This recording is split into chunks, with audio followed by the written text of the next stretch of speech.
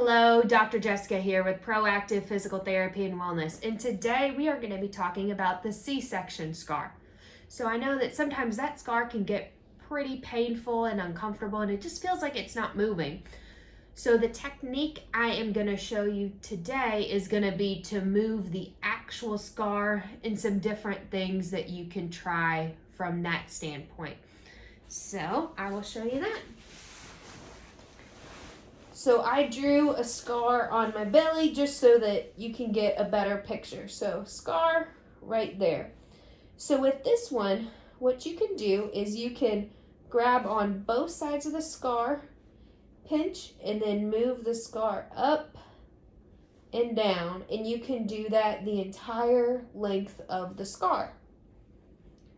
Another thing you can try is if you have your finger on the scar, you can work on moving it in a circle, up, down, at an angle, and just work along the scar and make sure that it's able to move in all directions, just like the rest of your skin.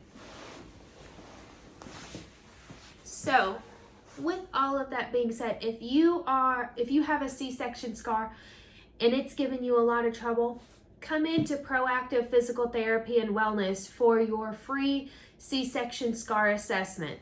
Thank you and have a good one.